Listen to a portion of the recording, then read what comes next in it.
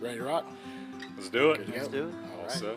Welcome back to the Surrender to Glory podcast. You're here with your host, Billy Gasky. and Travis Green. And today we have an awesome guest for you. You want to go ahead and introduce?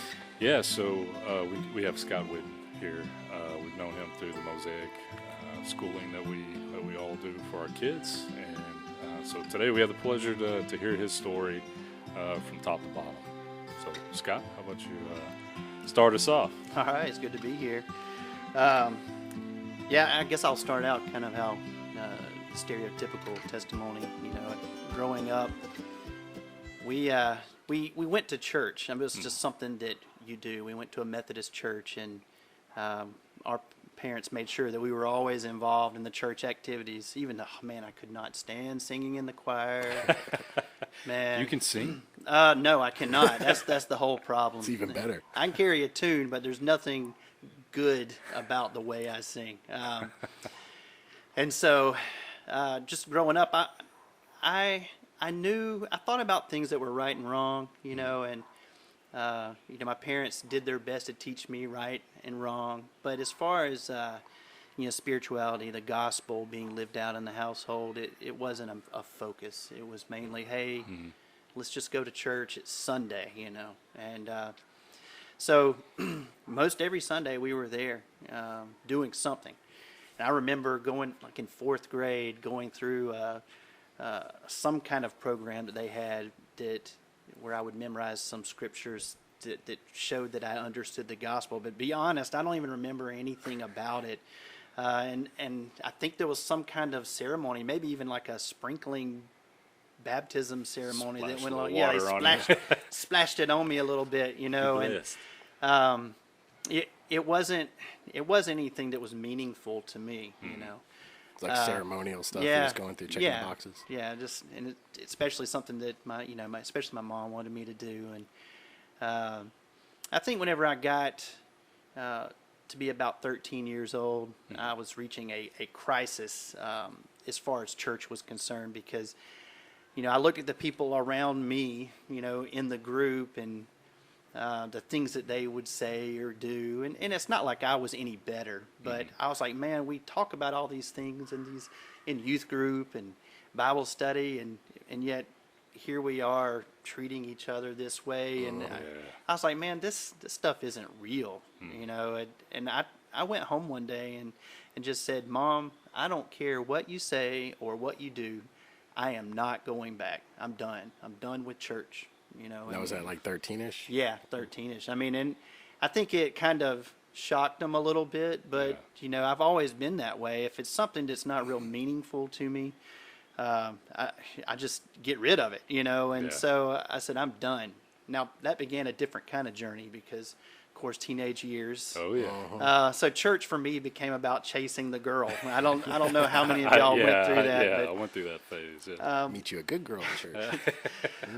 But because my family structure wasn't, solid, didn't have a solid foundation on the gospel, that allowed me to start going to a Mormon church for a couple of years, chasing a girl. And I learned some interesting things there. I mean, I wasn't there to be a Mormon, but there was some wild stuff that they talked about. It was interesting.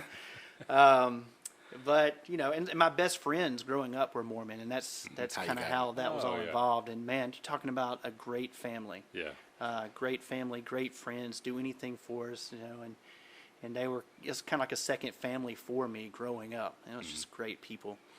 But we'd be over there playing, and every now and then the elders would come over and try to do some Mormon evangelism on all the kids that were hanging out, and that always stuck in my mind. I was like, we have you here.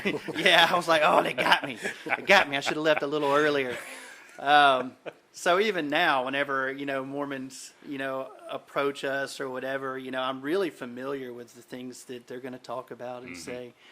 But it wasn't until about 10th grade. I mean, I was chasing a girl again, but I'd also started playing soccer on the high school soccer team, and I made a lot of friends that went to First Baptist Church there in my hometown.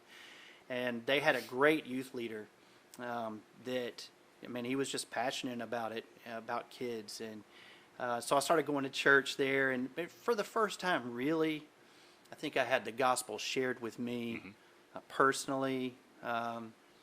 never was really asked for a decision or anything, but I started really learning about what the gospel was, what Christ did for us, and it really planted a seed in me that carried on. Now, in high school, I didn't make any kind of decision to follow Jesus, but I went on to college. In my first year of college, one of the guys that was in the youth group with me at First Baptist, he was my roommate, and I started seeing him, and he wasn't really a believer at the time either, but he had made some friends that were outside of our group. And I remember one time he invited me to go out to the Okmulgee Indian Mounds with this group at college. I was like, oh, cool, Indian Mounds, man. We're going to hang out at the Indian Mounds, Getting a sweat lodge. Yeah. So we went up to the Indian Mounds, and we all got up there. It was a group of college people hanging out, There were cute girls, I mean, it was great. And then a couple people whipped out guitars, and I was like, what in the world is this about, and started singing praise songs up on top of the Indian Mounds. I was like, yeah, man, I got suckered again. I'm not going to learn. But, but I started seeing a change in my friend's life. He started studying the Bible. He started meeting one-on-one with a guy. And it was weird because at the time, he was like my best friend. And I started getting a little jealous, I was like, man, can I meet with y'all? Why do you have to do this, with this guy? And, I just felt left out. I want to be a part of it. And, and that's exactly what that group was probably wanting to hear, like, hey, I'll come, and so I started going to their weekly meetings, having Bible studies, and started hearing about discipleship. Now, I still wasn't there yet. And summer came, and they started talking about going on this summer beach project. And so what they do is they take all these new believers and they get them down to Daytona Beach, and I'm in already. Man. I mean, you can imagine for me, not even a believer yet, but hearing about spending 6 weeks at Daytona Beach, I was like, shoot, how can I get involved with this? Punch my ticket. Yeah. So I went back and I talked to my parents about it. Man, they got real concerned. They were like, you're getting sucked into a cult or something.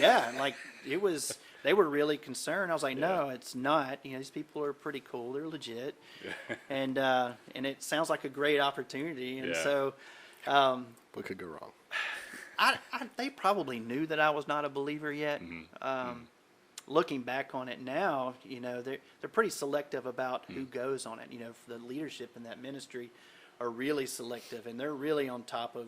Yeah, they don't want they don't want someone just coming to crash the party and that's right. Pull people away. So I guess they saw enough going on, I think, in my heart that they let me come on, and while I was there, man, it was like a greenhouse of learning about Scripture and evangelism, and we studied the Bible a lot. And I reached a point where there was a guy named Joel, and he just straight up just said, man, have you made a decision for this yet? And I was like, no, not really. I said, I think about it a lot, but I haven't really made a decision to follow Jesus. And so he said, well, man, what's stopping you? And I was like, nothing really. So we prayed right there, and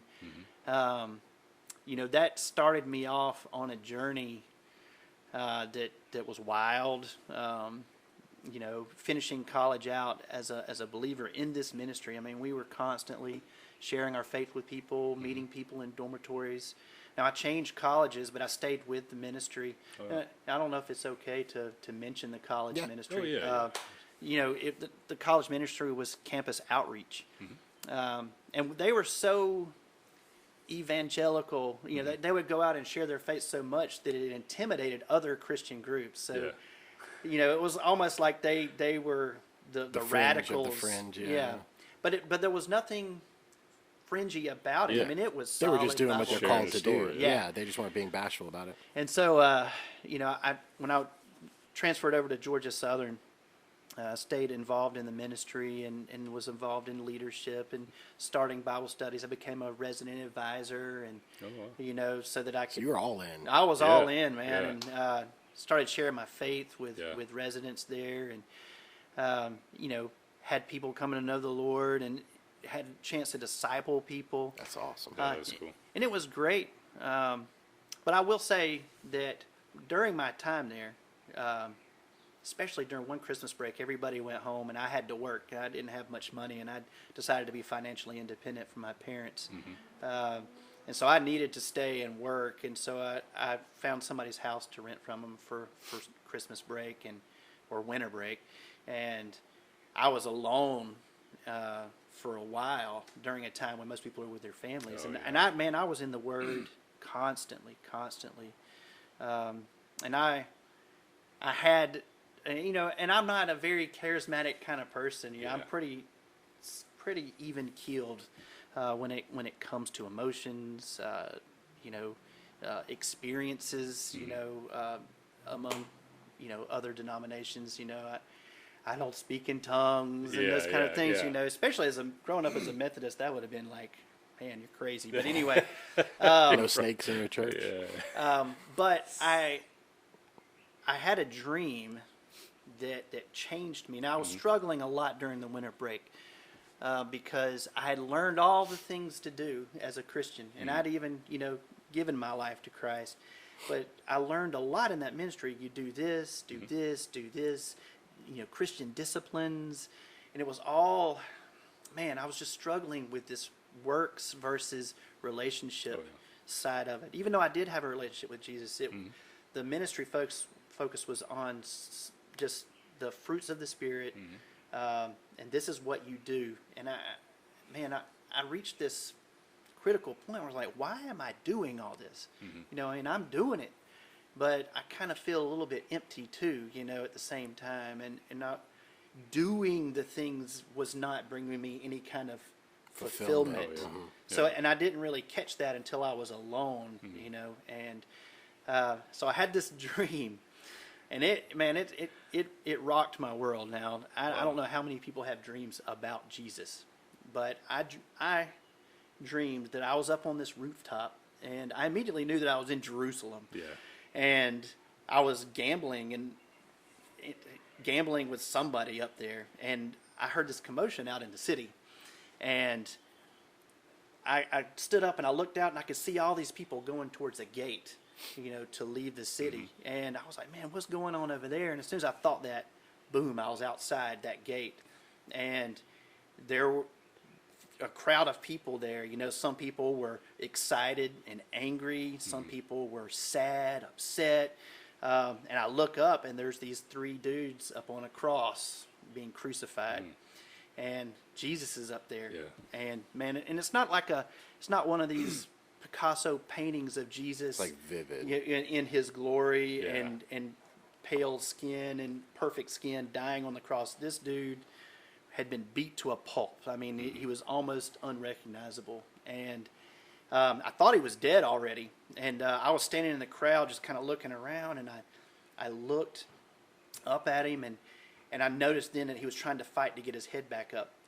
And it was like a struggle to get his head back up. And he scanned the crowd, slowly. And when he got to me, his eyes met my eyes. And it was just like piercing. It just pierced me for him to look at me in the middle of his suffering. And he asked me a question 3 times. Now I don't know what all the significance of 3 times is, but this is what happened. He said, "Are you going to be ready when I come back?" And it wasn't like a voice that was clear. It was a croak of a man dying asking me. And he asked me again, "Are you going to be ready when I come back? Are you going to be ready?" And boom, I was awake. And dude, I just cried. I cried and bawled my eyes out, And I can only really relate how I felt when I woke up to how Jacob felt whenever he laid his head on the rock. He had that dream, and when it was all over with, one of the translations is, "How dreadful is this place?" He used the word dreadful. He had been just he'd been in the presence of something that was so much greater than him, and he was like, "This place is just dreadful," and that's how I felt. I'd been in the presence of something that was just way above me. And from that point on, I didn't struggle at all with why I'm doing these things. When Jesus returns, am I going to be ready? You know, what will he find me doing whenever he comes back? Now, that's not to say that I don't go through times, periods of my life where I find myself slipping back into not being effective in my Christian walk. But that answered a huge question that was going on in my mind at the time. And so I became just a fervent go-getter when it came to the gospel. And so I went overseas to Thailand for a summer to share my faith, and which was a great time of learning that people don't see the things that we, they don't look at the world the way we look at it, and I think up until that time, it was like the world revolves around my culture, my America.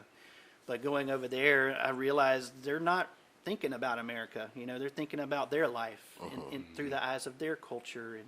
And so it didn't matter how much training or how many conferences I'd been to hearing that, but it wasn't until I experienced it that I realized that, Jesus is in that culture that's completely different from mine. And when Paul talking about become all things to all people, that really meant a lot to me there, learning how to share Jesus through their culture, so that they could have that opportunity, to respond. And so I learned a lot going to Thailand. And then when I came back, I did a few more events with the campus outreach organization I was with, and then I graduated. And right before I graduated, a roommate, and my roommates were always the ones that kind of were used to direct me down certain paths. My roommate was getting involved with a ministry, and I don't know if I'm allowed to even say that name with the rest of my story, because you might have to edit it out. I don't know. I have to think about it, because the things that go on in China, you don't go there you don't go there as a missionary. You go there in some other capacity. And if you happen to accidentally do missionary work, then that's fine. Well, it's kind of like when we were going to Cuba. That's why they told us, you tell the Americans that you're going there to be a missionary. When you show up in Cuba, you're there as a tourist. That's right. And America doesn't let you go there as a tourist, only as a missionary. And Cuba doesn't let you in unless you're a tourist and you can't be a missionary. But when you're traveling with 500 Bibles, it's kind of hard to say, just here to check the beaches out, So, we've been down that path.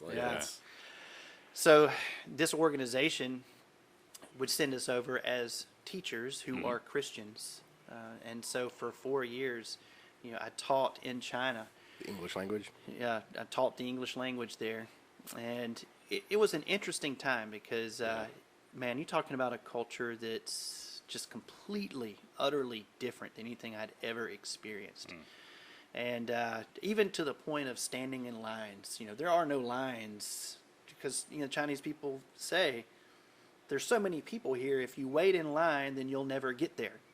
So it's always a mad rush to the front of whatever you're trying to do, whether you find a McDonald's in China or you're buying bus tickets or train tickets, trying to get on a train or a bus.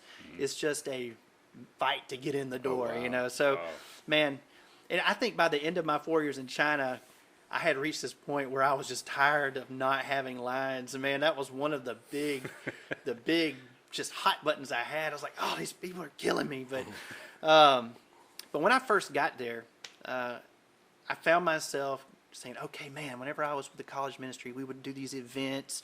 We would hold these little parties, Super Bowl parties. We'd get college students to come in.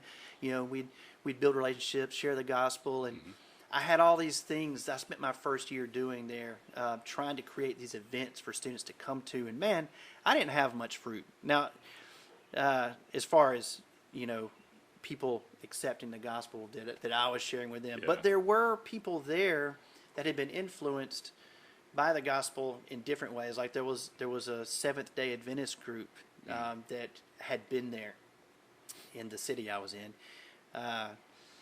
And they not just shared the gospel with them, but they also, if they got involved with their group, they would tell them things, well, you can't eat meat now. And now, I was in Inner Mongolia, which is a province of China that's Mongolian, and Mongolians eat meat, And so, like, to tell Mongolians they can't eat meat, that's just, I can't believe that they even kind of went along with it. But there was a group of Mongolians, Chinese Mongolians, that I started interacting with my first year, and they started telling me about the things they were being told, and I didn't refute. I didn't try to refute the things that they had been told. I just said, hey, let's just start reading the Bible together, and y'all, if you want to practice your English on me, practice your English on me. But let's read the Bible, And there was one particular guy, and his English name was Abraham.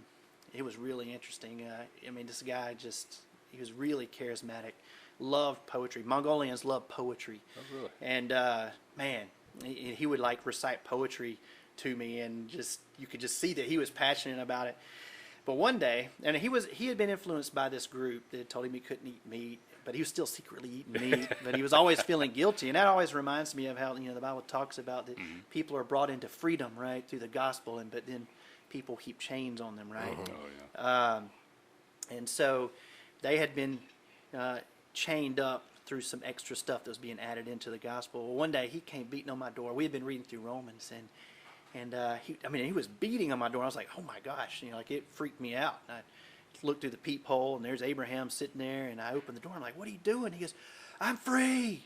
I'm free. He just started yelling at me, that he was free. And I'm like, what are you talking about?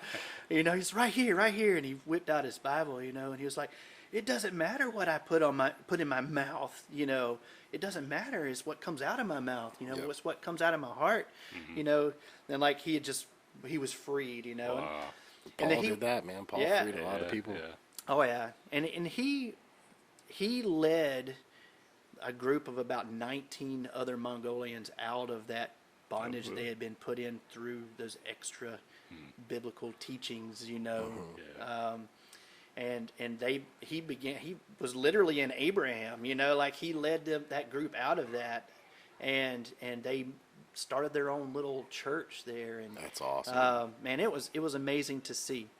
And that was just one guy, one guy. And so like as a missionary, you go in, I'm going to go in, I'm going to convert 1 million people, 1 million people are going to come to know the Lord. And so I really struggled with that fleshy idea my first year, because it was only Abraham, that I was able to, and he had already heard the gospel. And I believe that he was already a Christian. He had just been chained up, by some other stuff. But through him, I realized, and I came to terms with, golly, God, how could I do that? Make it about me.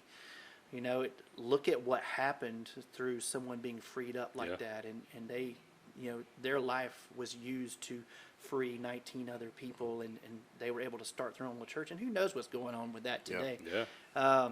That's kind of like the study that we're doing now. It's on missionary, and I think a lot of people want that. They want to be like, look who I brought, look who I brought into the fold. Like they not as, I think most of the time as like a braggadocious thing, but like saying, look, I'm doing God's work, but they want the credit for it. But the real credit has to be given to God, because no one can come to God but through God. You can plant the seed, and that's what you did. And the beauty of that is, like, if you would have probably talked to all those people except him, probably none of them would have come to Christ. But the fact that he came and he was so passionate about him being in that culture and of that culture, let him show other people, in his culture, in his language, that yes, this is how your chains are broken. So you planting that seed and then him carrying that seed forward, it may lead to 1 million, and just planting that one seed. And that's where it all starts. And that's where, we have to be, I think, more on mission, and that's where I'm trying to be, is just really on mission. Yeah. And so that was my first to 4 years there in China, and then I moved over to an engineering university for the next 3 years. And once again, I started starting these programs, getting people to come in, try to get them interested, try to get them to ask me questions, and about halfway through that year, man, I was getting burned out. I was just like, I'm doing all this stuff. I'm doing this, I'm doing that, and I'm not seeing anything. And I really got frustrated. But I had drifted right back to that numbers thing. And I think it kind of stems back to my earlier days in college ministry.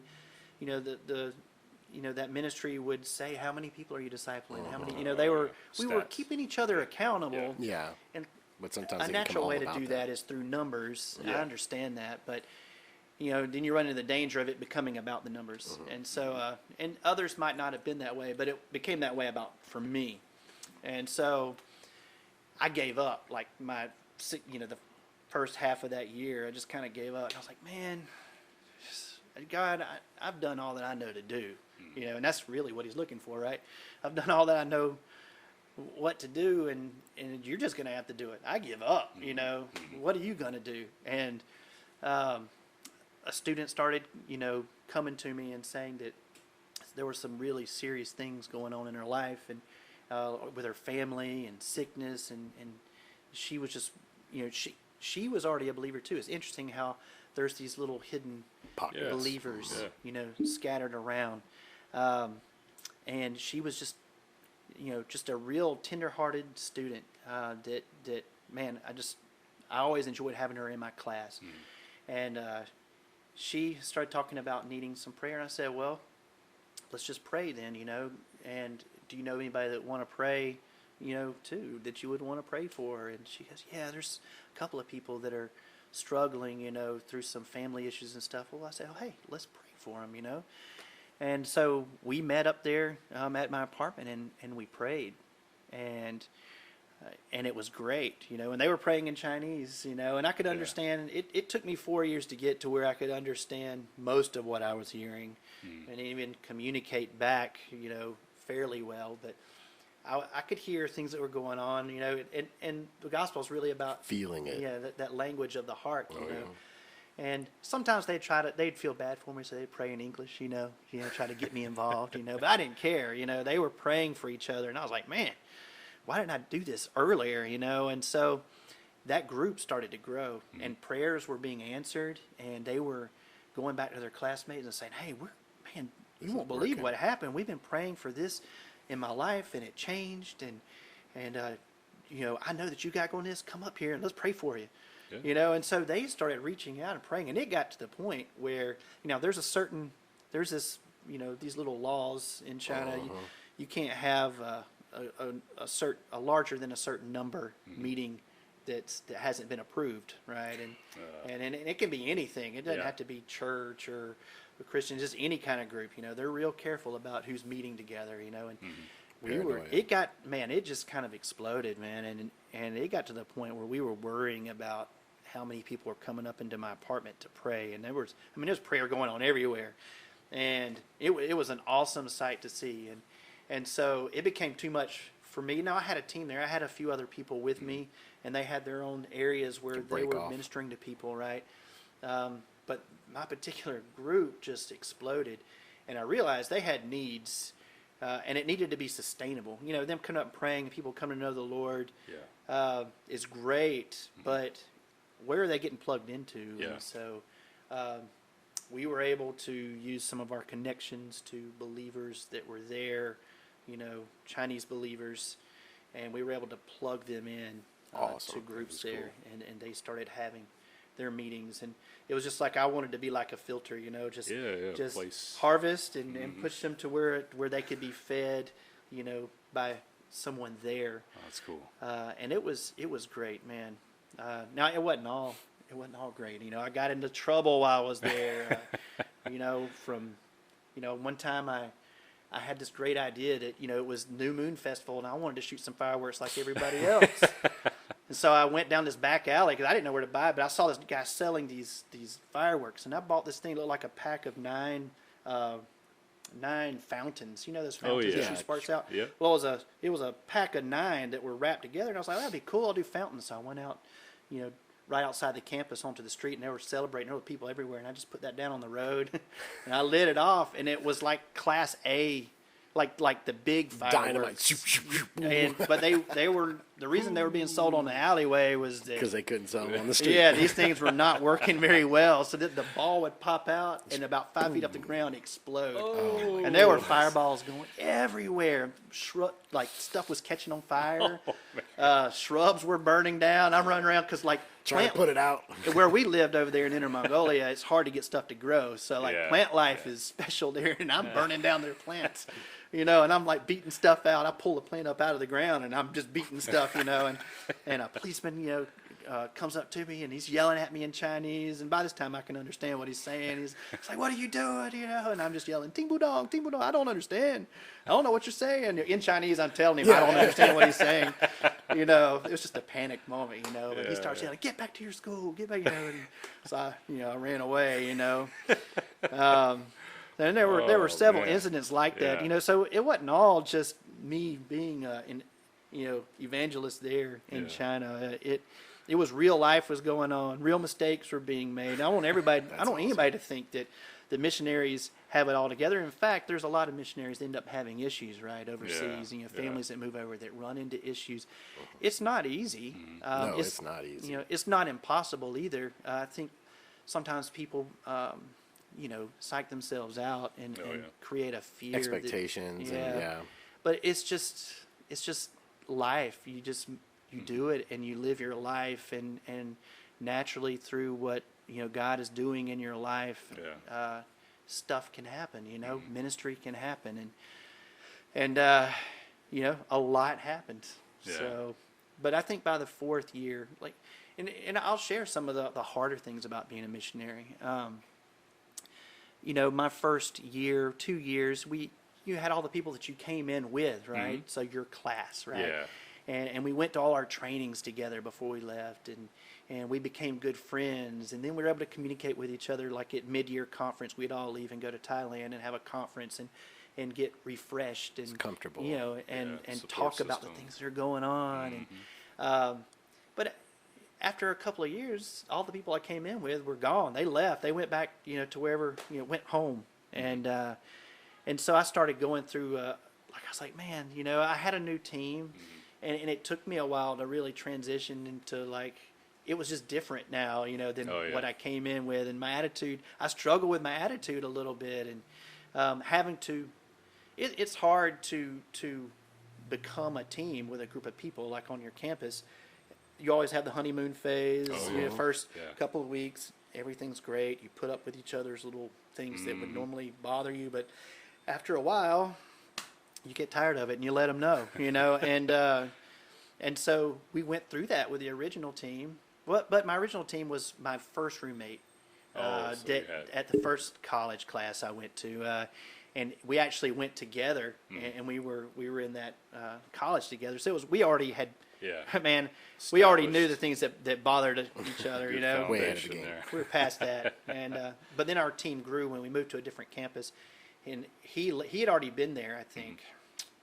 I'm not he was somewhere else before I went, but we ended up serving together, and then we went one more year, and he left. He was like one of my best friends, and it just wasn't the same anymore. And you realize, golly, I'm making it about me again. It's just a constant battle against your flesh, and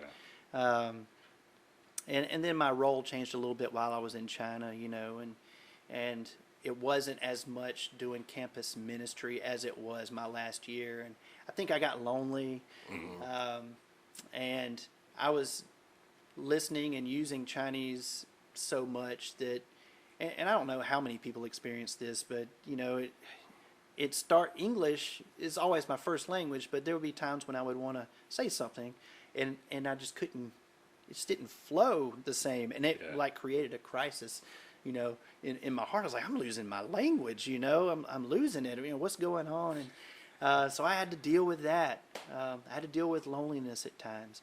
I was always dealing with making it about me, and having to give it back to the Lord. And eventually, after 4 years, I came back, and that transition was hard. Because you can explain things. No one is as interested as you are. I was interested in telling, but people aren't as interested in listening, and so you have to have a balance, right? And there were times when I'd bother people about my experiences, and of course, because you've been exposed to another culture, you start seeing all the things that in your own culture that might be better if it was that way, you have to be careful not to put people off and say, you try to explain that to an American, like, what, America? And you're, So that transition back in was a little bit hard, but what made it a little easier was that right before I came back, I got an email from Amber Rowland, and she was just talking. We're from the same hometown. Our homes are 3 miles apart, in Georgia, and she was always hearing about whatever was going on. And, she would hear about me sometimes. And I Yeah. think she was kind of fascinated by that. Now, I'm 10 years older than her, right? So she would send me an email. And I'm like, what in the world, Like, she's like 17, 18 years old, and I don't know.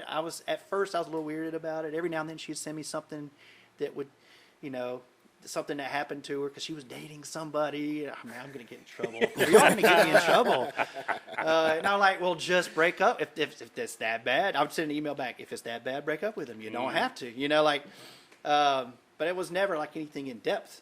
But right before I came back, she had told me that she was dancing, in a recital there in Dublin, Georgia, not Dublin, Ireland, and she would like for me to come and see, and I started looking at the calendar, and I was like, man, I could do that, and I didn't even tell her that I was coming. I don't know. She might have a different story, but I ended up going, to a recital. She's 18, went to a recital, and the story on that is even crazier than that. It gets. Some people think it's scandalous. It's not. I dated her babysitter. Whenever Amber was 8, I dated her babysitter when I was 18. Yeah. So I knew Amber as a little girl, and like I would go visit my girlfriend, and I would bounce Amber on the trampoline, and it's kind of weird, man. Like when I look back on it, and I don't know. But anyway, it's just the way it happened. That's awesome. Man. So Amber knew me. That's kind of why she was interested in what I was doing in China. She was really plugged in with the church. That's why she was interested, or y'all's family just kept up. She knew. After I would go visit my girlfriend, she had. Man, you're already getting me in trouble. Going She down a had this rabbit little hole. girl crush on me. She told me that she grew up saying that she was going to marry me one day. Yeah. So, Oh, yeah. so it wasn't the church, but she had her own spiritual journey, right? And so I think when she was 17, 18 years old, she was really asking herself a lot of questions spiritually, and I think that it was just natural because she knew of me and what I was doing. She wanted to There's talk not many about people that were doing your journey, so she saw it as like, okay, this is like the pinnacle of like what missionary is supposed to be. So she was looking up to you at the same time. Yeah, she was. That's awesome. And she wanted to talk about that, and so I went to her recital, and then afterward we went out to eat at Applebee's, and for the next 2 weeks, man, we went and did something every day, and after a couple of weeks, now I'm 28, she's 18. After a couple of weeks, I'm like, we're driving down the road, and I'm like, Amber, what's going on? In my mind, I'm thinking I'm bald. I'm 10 years older than you. What's going on? And I was like, I want to let you know. We've been doing things for a couple of weeks. I said, but I'm not dating just to date anymore. I'm done with all that. Mm-hmm. I said, in fact, the next girl I kiss is going to be the girl I marry. Yeah. And I was like, what do you think about that? And she's like, well, that's fine, And should we set a date? Oh man, well, a little bit later, and people laugh when I say this. I had no intention of it, but I accidentally kissed her. Like it was just our faces kind of went by each other, and in the moment we kissed, and oh man, I'm gonna get in so much trouble. We kissed, and for 2 days she was freaked out, man. She's like, I have to get married now. I gotta marry him. It's I gotta done. marry It's a him. wrap. But funny. we ended up dating for 3 Yeah. years, and as much as she may not want to admit it then, or maybe not, I don't know. She had some growing up to do, being 18 years old, and there's a transition you make in life, about who you're going to be dependent on. That's right. Taking responsibility for yourself, and what you do on the weekends. Do you go dancing at clubs? I needed to wait for her to Figure that out. figure all that out. Oh, yeah. And because I was done with that whole Yeah. thing. But so she went up to Bernal, it's a women's college, Bernal University, and she studied dance pedagogy there. And so every now and then, dancers want to go dance, so they go to a club and dance, and and I'm just going, oh man, I'm Not my dating scene, someone that's yeah. still going to clubs, and I'm 28 years old, and, and I told her, I said, well, there's no way that we can get married until you get out of school, so what does she do? She graduates in 3 years, not 4. Like, Rush this thing. the girl has her mind made. When she makes up her mind, it happens, Yeah. That's one thing I've always respected about her. That's awesome. She sets her sights on something. She's 8 years old, saying she's going to marry me one day. Well, she ended up marrying me. So she's always been a go-getter like that. And so, through some ups and downs of dating for 3 years, we end up getting married in 2006. And we went to Croatia together to do, I thought it was important for us to have that experience together, because it's something that was important to me. It seemed to be important to her. We went, and she, we had a great time there. So, I mean, it was short term. Yeah. So there was not a huge sacrifice, right? Maybe being uncomfortable culturally a little bit, but seeing a different, we'd never been to Europe, and seeing the gospel in that culture was different than anywhere else, and the things you have to work through, the people's heart issues there are different. It's more like their culture has been saturated throughout history with it, and they're kind of done with it as a culture, so in China, it's like they've never heard it, there are people that have never heard the gospel in China. That blows my mind, right? Like, Out of the most populated place on the planet. yeah, it's amazing. But most everybody has been influenced in some way in Europe, and that was what we ran into. But we built some great relationships, people that I believe good seeds were planted. Oh, yeah. And we saw people come to know the Lord there, but just not through us. But it was something that I think we needed to do together. And It's really cool. yeah. And we came home, and I think we've always intended on doing missions again at some point, but then a whole new mission started, right? Having children. You're right. And I don't think I ever imagined that journey could be as tough and as exciting and fun as it is. And that, having a family has completely engulfed my life. 100%. I mean, it is everything that we do. It is. And so I want to go on mission trips. I'm telling you, and this is a struggle I have now from someone who's done missionary work a lot in the past. I can't stand leaving my family, and again, I think that's kind of a me thing, and it's still something I'm still working through, but am I really going to leave my wife at home for a few weeks while I go off and do missionary work? I've seen enough brokenness in families that were missionaries where the family probably had not been the priority it should have been. Like maybe it was just all about doing the missions work and the organization. And I mean, who knows what the reasons were for broken missionary families? That's kind of a sad topic, right? But I saw it, and I saw it more than once, and I don't want that. I saw kids that were resentful because they had been brought to a country against their will. They were their family went to be missionaries, and the kids were upset, and rebelled, and through that rebellion, man, got into all kinds of stuff. And I'm like, man, so there's this little fear in me. I'm like, man, if I just took my family overseas, are my kids going to resent me for it? That's a real issue that goes on in my heart. But you don't have to go overseas, right? Right. And so through our church at Sagemont, they've got some missionary opportunities to go to like Dominican Republic, to Kenya, and it's family oriented. Oh, yeah. And so we're waiting. We keep starting over, right? We keep having them.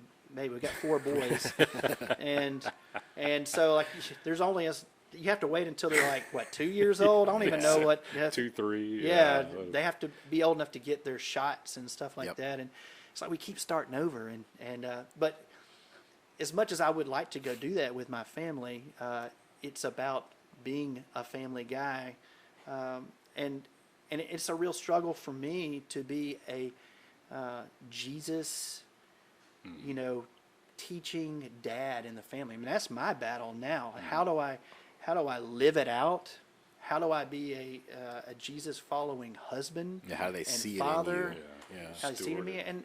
And it's a struggle. It's a battle every day. And the problem is, like, you could go and be right on topic for, 2 or 3 months, and then you slip up and your kids see you do something that is completely not Christ-like, and you're like, dang, now we got to start over. Okay, it's like hitting that reset button, like you said, like, okay, we got to go back to square one, because as much as you tell them things, kids are going to do what you do. Monkey see, monkey do. Yeah. So if you're screwing up, like, oh, man, like, so you got to, it is a definite struggle. You said, like, there's a lot of kids just around this table. So, but I think the most important disciples that you'll ever have are the ones under your household. Because That's right. they got to go forward and take your family name or just and keep going. And what you're teaching them, you're praying that they're going to teach their kids. That's right. And just keep it going. So yeah, it is a big struggle. And I'm thankful. I have a wife that, man, she, like I said, when she makes up her mind on something, that's what she does. And she is way more consistent than I am on getting into the Word every day. And I'm sure there are times when she doesn't, but she's way more consistent than I am. And so, the kids, I hope, are seeing, because we homeschool. She doesn't work. She works. Now I'm in trouble. She works hard. No joke. I go off to work and she's with them all day. Come home and they're putting stuff together and working on class stuff. Yeah, That's right. We see it too. Or I come home and she says they're yours now. She goes upstairs. Like, yeah, it's like I'm done. And I'm like, oh, come on, I just want to sit on the couch. But I have real life happening now, and my kids are watching everything, listening to everything I do. Yep. Man, Rocco is just that. He's 11 years old now, and man, he is listening to everything. That's right, man. And I'm starting to learn whenever he's really listening. Me and Amber are having an adult conversation kind of quietly in the front seat. Yep. I'll see Rocco start to lean forward. Brooklyn does the same thing. And What are y'all talking about? he stops annoying his brothers, right? So it kind of calms down. I'm like, oh, Rocco's listening. You gotta turn that radio up a little bit and change the balance to where it goes all to the back. Yep. Turn it loud so you can talk up front. And I make mistakes with him. Like, man, and maybe this is a mistake. It was a mistake. Like we went to the movies the other day, and movie stuff is expensive, right? Buying all the drinks. Oh, and it stuff. is. So, like, I brought everything in dollar store so we beforehand. made a little stop. That's not a mistake. That's smart thinking. So we stuffed our pockets with Skittles, and man, we snuck. Yeah. They knew we were sneaking, and so now that has stuck with Rocco, man, and Levi. Golly, they went with my brother to the movie the other day, and they convinced him to stop, and load up. That's the way to do it. But it's just a good example. They're watching, they're listening. They are. And hopefully, even in my weakness, they see me struggling to be Christ-like. And that's one thing I like to do. A lot of people do like the kids' nighttime, like let's read a story, let's do a little Bible study, let's pray. But it kind of gets treated in the family as something separate, right? Let's do the kid thing. Yeah. And I don't like that. I like, hey, Involving, this is the thing. So our family, let's get together, let's have our Bible study at night, and let's read something, that they can relate to. But just because it's related to children doesn't mean that it's not something I'm not struggling with. Right. I regularly get convicted by things that I'm reading to my kids. I'm like, oh man, I messed up on that the other day. And so right now my mission field is my family, and it, not that I'm doing it well all the time. It is a constant struggle, constant battle, because I got things that are battling against me all the time. The desire to get on my phone. Yeah. Right? That's a Distractions, big one. idle hands. And believe it or not, people that know me best, I'm not an extrovert. I am not. If I could sit in a room by myself and not say a word, like when my family has gone out of town in the past, there's some times when I know I'm going to be working a lot, and I would say, hey, why don't y'all go to Georgia and visit family, and I'm just going to work for 16 days. I mean, for 14 days straight, and so they would go and visit, and there would be days whenever I would go home and not a word. You know, like Don't I turn don't the call TV anybody. on, nothing. Yeah, I don't. Just walk around in silence. Yeah, it's just. Because you don't get that very often with them. But then you put me, you know, it's like a switch that turns on. You put me in front of somebody. You put me, you know, if I get invited to go speak at a conference or something, it's something that I can do well. Yeah. Really well. You know, like I'm really comfortable with it, except for that moment leading up to you get the little jitters, right? Oh, yeah. Even today. But I prefer to be quiet. I prefer to, you know, I fight the desire to be alone. So when I come home from work, that is the first battle that I'm facing. You know, it's like, man, I've been dealing with people all day. You know, I've been chasing people all day. And I just kind of want to do absolutely nothing. But that's not possible, right? Because my wife has been, you know, she's been annoyed by the kids all day long, you know, by their whining and fighting. And they have their moments. Don't let me fool you. They all do. Yeah, they have moments where they're really tender towards each other, but man, puberty's coming, man, and it's scary. Around the corner. It's Sure, scary. you're telling us we're gonna have like what, 20 girls over here all going through the change at the same time. Oh my Like, goodness, man. man. Yeah, I'm I don't nervous. envy y'all. I'm nervous. Yeah, I got for y'all have all girls, right? Both of y'all. Yeah. Woo. yeah, it's gonna be terrifying. So We'll have to take a sabbatical, just me and Billy, Yeah. and just go somewhere.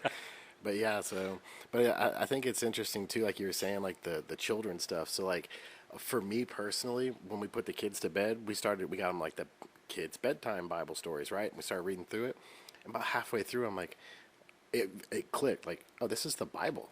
Like at first I'm like, oh, these are stories, but I'm like, this is and so I literally learned the whole Bible from the children's study Bible. That's the first time I completely read through it. And I was just like, and had an understanding, and it was, for me, it was like, oh, this is awesome. The kids are like, okay, we got the story. But for me, like reading a children's Bible actually changed my whole momentum of wanting to get into the Word and wanting to learn more, because it basically broke down, you know, Genesis into a small little section, and then, you know, and boom, boom, Exodus, and you're like, oh, that's interesting. So let's read more. So it's funny you say that. Like it made me want to get into the Word more just by reading a children's story Bible for bedtime every night. So That's one thing that Mary and I have been thinking about too, is what can we do to kind of bring everybody together? And we've tried different things, and we, you know, of course you go through seasons where you get busy, you kind of fall off, and maybe dive back into it. But that's been something we've been thinking about as well. Do we, you know, could we just grab the Bible, or is it a children's Bible? Just sit together and just really talk through Scripture,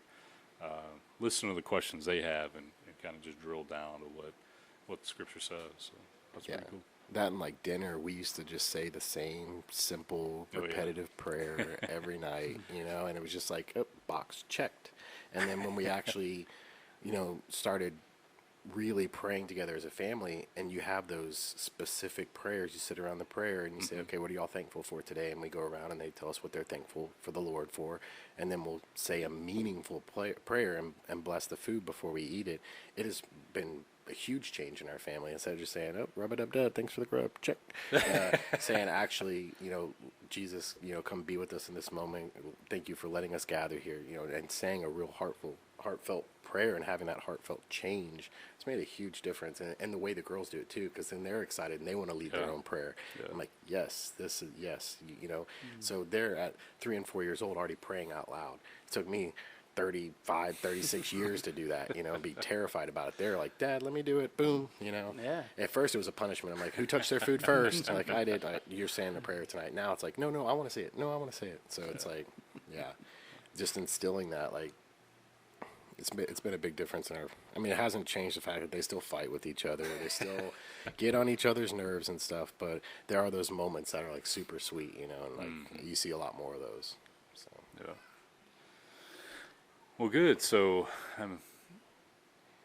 how's life now? I mean, you kind of fast forward to now, and what's going on now? Yeah, well, now we're involved in this great Sunday school class. You know, Sagemont's a fairly large church, and so we're plugged into a class. It's called Amazing Grace, and this class has grown. We started out as young married couples, and now, man, I don't want to get the wrong number, but it's been in the 10 years.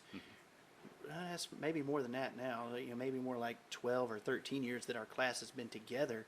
Wow. I mean, way over 100 kids born. Wow. Wow. Like we are just a baby making class. Going forth and multiplying. But we have grown up together, and I feel like it's like a church within the church. You know, it's who we live life with. Yeah. Oh, that's perfect. And which has been also, now we have this extension, you know, where with Mosaic Yeah. and Amber. Yeah. Wow, if she didn't have those ladies, you know, They're strong, man. They are. life would not be the same for her, you know, and she loves the lady nights out. Oh, yeah. And, Yeah. you They know, all do, yeah. and you know, of course I get to watch the kids and experience what she experienced all Yeah. the time. But you know, as a family, we're still searching for what Oh, yeah. we want to do as a family. Yeah, there are times like I plan on taking Rocco on a mission trip Yeah. through the church in the future, because he's getting to the age where he's able to go and do that. Like not not just the family friendly ones. Yeah, but like Yeah. He's getting close to the age Yeah. where we could go to India, and he see might what life's like Some outside the U.S. experience. Yeah. and he might get, you know, he hates different kinds of foods. So, Uh-oh. but he's getting to the age where he can suffer through that. Yep. I'll tell him Yeah. to Lots suck of it curry. up, you know. Yeah. And so really you know, what I want to do in the future is just continue the battle Yeah. to be a good husband and a good father. And, you know, I want to see my kids have the opportunity, or have someone that can live that out in front of them, right? Yeah. And I want to see that in their lives as they grow up. And that's what I'm hoping. That's my hope, you know, because it seems like there's always a black sheep or somebody, you know, like I grew up in my family. I remember whenever me and my younger brother, who came to the Lord through the college ministry that I was in, he came over to school with that, and he got to lead him. I didn't lead him to the Lord. I forced him to come to a conference with me for a weekend, and Yeah. somebody Planting a else did. seed. But Yeah. I'd planted seeds. Yeah. I was a little bit jealous about the fact that I've somebody been there else, with it's my like, brother. dude, I shared the gospel with you over and over again, and you like accept with somebody else. Come on. but he's been an encouragement in my life to see him and his struggles, Yeah. and Yeah. him persevere through struggles. And you know, but I remember one day we looked at each other and we were like, man, our family is dysfunctional. Like we never even considered it. You know, I'd been a missionary. I was home for part of the summer one year, and we were sitting on a couch together, and we were just talking about the family issues, and we just were like, man, our family is dysfunctional. Like we've got real issues, you know, and so I look at my family now, and I'm like, man, it is my hope that Jesus is going to make the difference. You know, Yeah. now I know that there are Bible-believing families that go through, you know, hard times, Struggles. and struggles. But you know, it's like I look at my kids now, you know, and I go, man, and the things I've seen other families go through, and I'm like, I can't picture him or him doing something yeah. like that, but the possibility is there, you know, and so it's like, what can I do as a father now that will, you know, help prevent some of that stuff? And so, you know, I look at the way I was raised, and I pick out things that I, even though we weren't a biblically centered family, there are good ways that we were brought up. There are great things that they did, and I pick those things out. And then there are things that are like, whew, you should never let me do that, you know. and I try to, you know, pick and choose the things that I've grown up with. And I just want to keep pouring into them, hoping that they will be godly young men. And that's a conversation we've had before too. See, like, you only have to worry about 4 boys. We have to worry about every boy. Yeah. So, and they say, you know, like in the household, if the male isn't Christ-centered, that 82% of the time is what the study said, that the children of the family after 18, they will not follow in the gospel.